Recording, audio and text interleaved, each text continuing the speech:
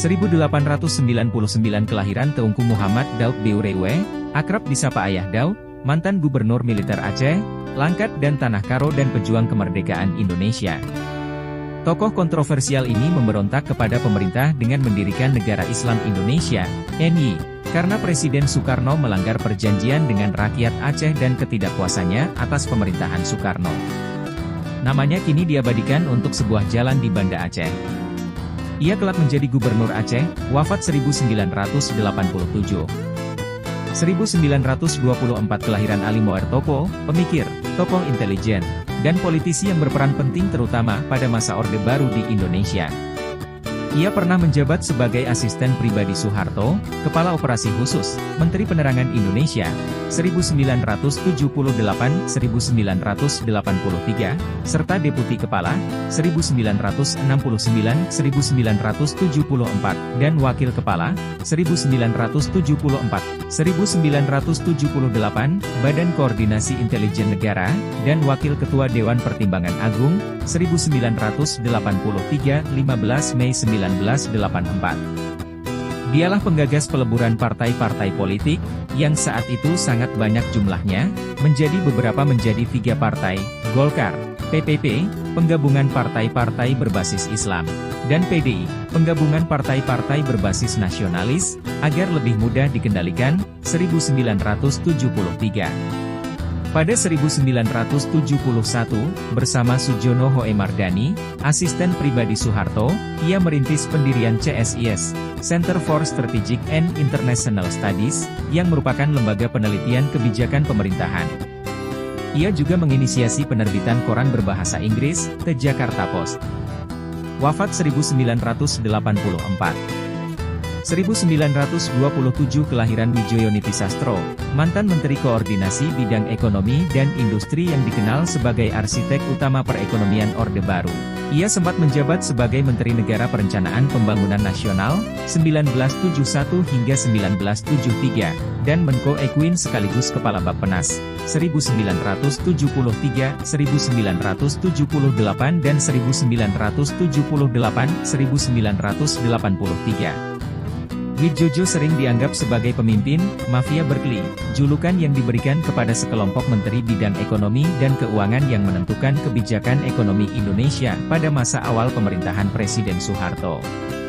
Tahun 1984, Wijoyo menerima penghargaan Elise Walter Haas Award dari Universitas Berkeley, California, Amerika Serikat. Dia orang Indonesia pertama yang menerima penghargaan ini, wafat 2012. 1945 rakyat di seluruh pelosok Magelang mengibarkan bendera merah putih. Jam 11 terjadi perobekan bendera di Hotel Nikita, kantor Polresta Magelang, oleh tentara Jepang.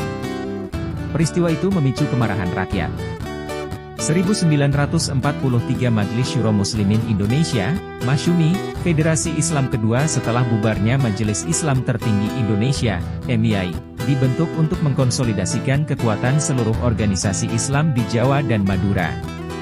1953 kelahiran Sofyan Jalil, Menteri Negara Komunikasi dan Informasi Indonesia, 2004 hingga 2007, Menteri BUMN, 2007 hingga 2009. Menteri Koordinator Perekonomian pada Kabinet Kerja, 2014 hingga 2015, Menteri Perencanaan Pembangunan Nasional, 2015-2016, Menteri Agraria dan Tata Ruang Indonesia, 2016-2022. 1964, Hari Jadi Provinsi Sulawesi Utara yang terletak di ujung utara Pulau Sulawesi dengan ibu kota Manado. Luas provinsi ini 13.892,47 km2 dengan jumlah penduduk 2.666.821 jiwa, 2022. 1964 Penetapan Hari Maritim Nasional berdasarkan Surat Keputusan Nomor 249 Tahun 1964, diterbitkan oleh Presiden Republik Indonesia, RI, pertama Insinyur Soekarno. 2002 kelahiran Devano Danendra, penyanyi, aktor, dan model putra dari pedangdut dan aktris Iis Dahlia. Sebagai penyanyi ia menerbitkan sebuah album kompilasi dan 14 single. Single keduanya, Ini Aku, menjadi OST film, Dear Nathan, Hello Salma. Bersama Adila Rafa Naura Ayu, ia meraih penghargaan kategori duo, grup vokal, kolaborasi anak-anak terbaik, Anugerah Musik Indonesia 2019 untuk lagu, Harmoni. Sebagai aktor, ia membintangi 3 film layar lebar, 2018 hingga 2019, dan 6 serial W, 2021 hingga 2023. 2015 kematian Adnan Buyung Nasution atau Adnan Bahrum Nasution, pengacara, advokat senior dan aktivis HAM. Ia pendiri Lembaga Bantuan Hukum, LEBI, dan anggota Dewan Pertimbangan Presiden Bagian Hukum.